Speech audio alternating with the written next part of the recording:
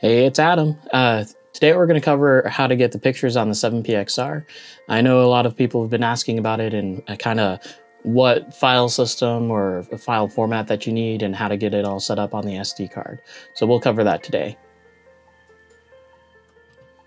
All right, so to start things off, we're just going to be here on the desktop, kind of looking through things, getting some kind of prerequisites taken care of and all the nitty-gritty stuff out of the way that we can make sure that everything's ready to go.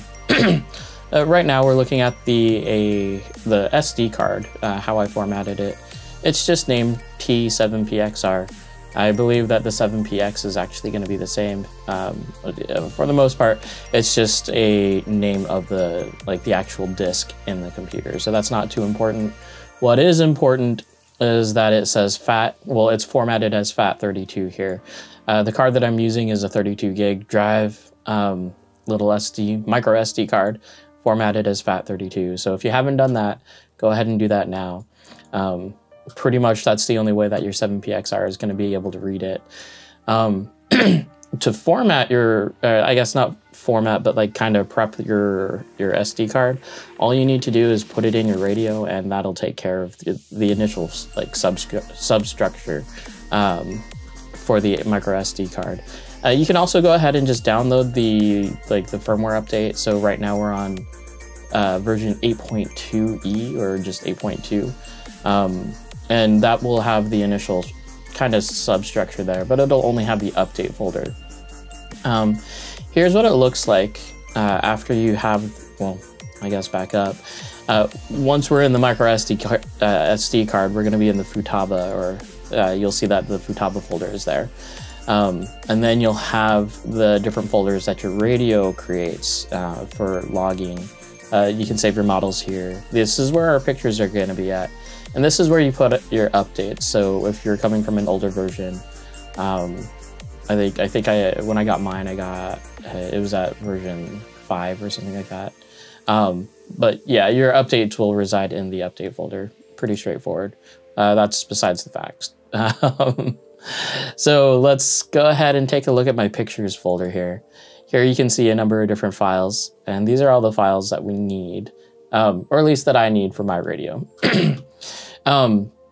You'll also notice that over here on the right side, under the size, all of my files are 109 kilobytes. I don't know why. Apparently it says 108 in the little pop-up thing there.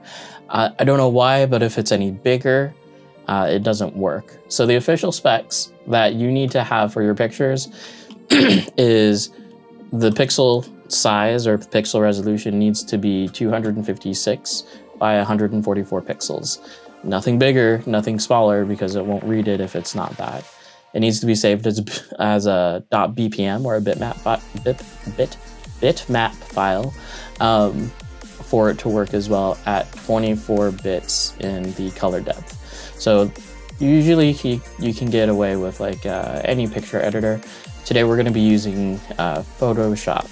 Yeah, I use a combination of Lightroom and Photoshop for mine, but we'll just take you through the steps here.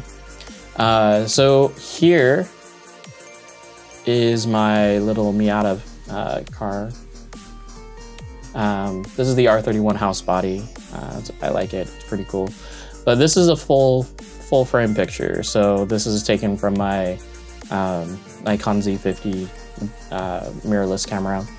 And what we need to do, it's pretty quick and easy, is we're just going to come up here to image. We're going to go to image size. And we're just going to scale the picture. Now, since we're not doing a locked scaling, like it's not going to be the same proportion, it will get squished a little bit. We want to make sure that this lock, or just make sure that the proportions are not locked. So we're going to change it to 256 by 144. And this is in pixels, by the way.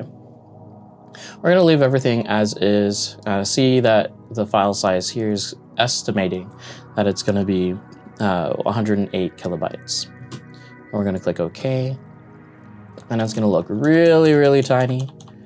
And if you zoom in, it looks really, really bad, but that doesn't matter. Our radios don't have that high of a resolution screen anyway. But what we need to do now is we need to go ahead and click Save As. And we're going to give it a name. And then for me, like after I edit them, I typically put in like the word small. And if you're in Photoshop, you want to make sure that it is in a bitmap. I think you can do it in Paint as well. It's all the same. And you should have a set of options here. So we want 24-bit. And that's pretty much the only thing that we need to care about. This is the only option that's, well, that is typically selected. So you can click OK. And it overwrote, so it's just this picture right here. If we open it up, and there it is. It's a little bit squished, but that's okay. But then now the next part is just getting it over to your radio. So hopefully you have your SD card already and prepped and ready to go. I was redundant, but we just need to put it in the radio now. So we're gonna go ahead and switch over to that. Okay, so now we're gonna insert the SD card. We've got it right here. And we're gonna just throw it in the radio just to get everything prepped. Make sure that your radio is turned off whenever you do this. It does some weird stuff if you accidentally turn it off when you're doing it. Make sure that you click it into place. Listen for that clicking sound. Just make sure it's secure. Oh, one more thing. I took my little rubber plastic thing, rubber protector screen thingy there.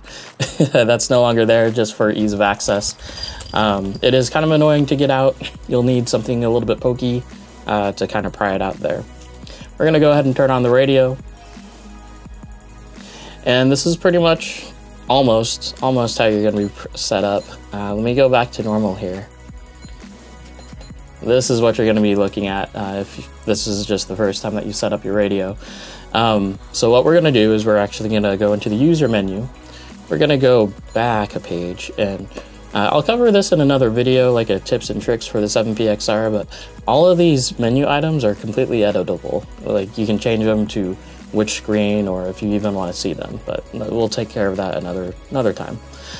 So I want to go to home screen, and then I want to switch normal to picture. So once it's selected to picture, we're going to go back. Okay, it's going to look a little bit different. We're just going to go ahead and tap on the Futaba 7pxR, and then we can select any one of these pictures here. So I'm going to go ahead and click on this. Oh, wrong one. That one. There we go. And now you have a picture of your car, or really whatever you want, like team logo. It can be anything. But you've got your picture there. I hope this helps out, answers quite a few questions out there. But until next time, you guys take care.